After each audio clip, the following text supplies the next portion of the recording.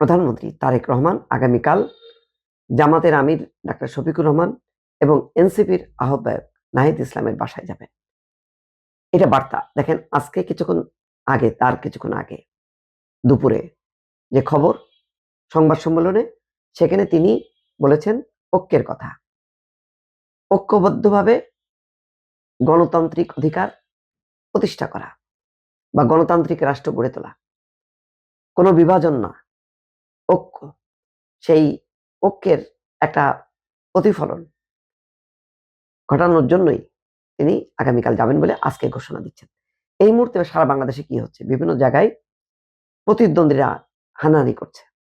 ইতিমধ্যে দুজন মারাও গেছে, বাগেরহাটে একজন আর গতকালকে মুন্সিগঞ্জে একজন।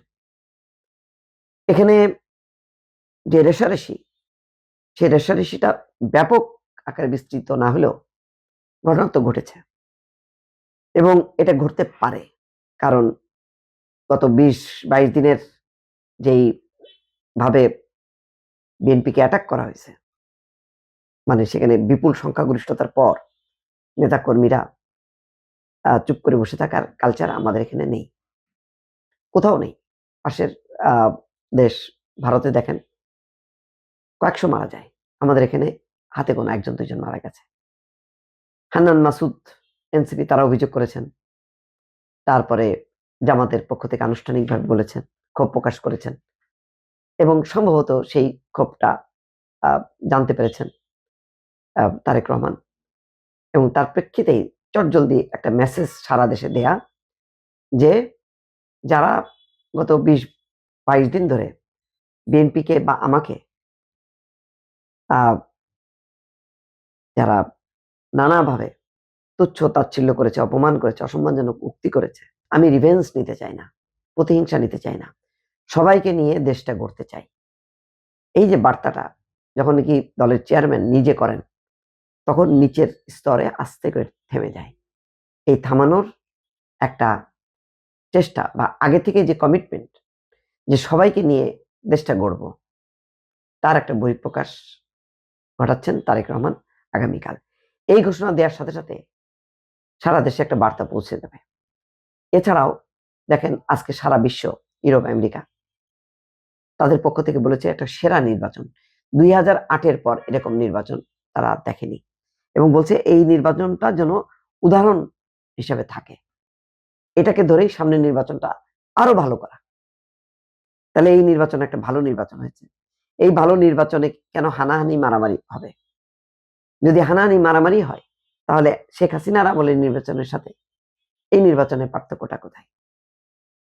অর্থাৎ একটা গণতান্ত্রিক রীতিনীতি, গণতান্ত্রিক সংস্কৃতি এবং নির্বাচন নিরপেক্ষ হবে।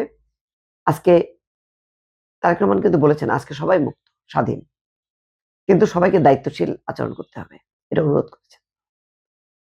এইরকম চমৎকার নির্বাচনের পর হানাহানি মানায় না এবং বিভিন্ন প্রান্তে দেখেছেন যে আজকে ব্যারিস্টার আরমান জামাতের ওই যে সানজিদা তুলির বাসায় গেছেন, তার মাকে নিয়ে হেঁটেছেন, মাও তার জন্য দোয়া করেছেন। আরো অনেক জায়গায় জামাতের প্রার্থী গেছে বিএনপির প্রার্থীর বাসায়, নির্বাচিত বিএনপির নির্বাচিত প্রার্থী গেছেন পরাজিত জামাতের প্রার্থীর বাসায়, মিষ্টি মুখ করেছেন। এমনকি আমির হামজার মতন মানুষও সেই কাজটি করেছেন কুষ্টিয়ায়। বহু জায়গায় অন্তত 8-10-15টি উদাহরণ কিন্তু আছে এবং সেটা একটা ভালো নজির স্থাপন হয়েছে।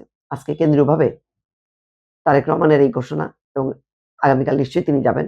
এই যাওয়ার মধ্য দিয়ে সবাই মিলে, সরকার বিরোধী সবাই মিলে একটা ভালো সংসদ গড়ে তোলা, ভারত দায়িত্বশীল আচরণের মধ্য দিয়ে দেশটা গড়ে তোলার যে আকাঙ্ক্ষা প্রত্যয় তারেক রহমানের আজকের এই অ্যানাউন্সমেন্টের মধ্য দিয়ে সেটা আবারও প্রমাণিত হলো। দর্শক, আসসালামু আলাইকুম।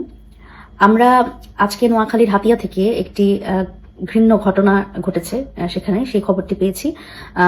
আমরা জেনেছি যে নোয়াখালীর হাতিয়াতে 3 সন্তানের জননী এক নারীকে শাপলাকলিতে ভোট দেওয়ার কারণে তাকে ধর্ষণ করা হয়েছে এবং আমরা শুনলাম যে যখন তিনি হসপিটালে চিকিৎসা নিতে ডক্টরের কাছে গেছেন, তখন প্রথমে তিনি এই কথা বলেননি।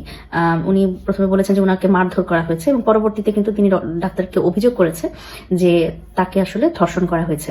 এবং উনি সুস্পষ্টভাবে আমরা দেখছি সোশ্যাল মিডিয়ার একটি ভিডিওতে উনি বলছেন যে ঠিক কয়েকজনের নাম ধরে উনি বলছেন যে কে কে আসলে সেখানে উপস্থিত ছিল এবং তারা আসলে কোন নির্দিষ্ট দলের রাজনীতি করে কিনা। তিনি বলছেন যে 3 জন যারা ধানের শীষের কর্মী, তারা কিন্তু তার সাথে যে ঘটনা ঘটেছে তাকে ধর্ষণ করা হয়েছে, সেখানে কিন্তু একজন সেখানে যুক্ত ছিলেন এবং একজন পাহারা দিচ্ছিলেন।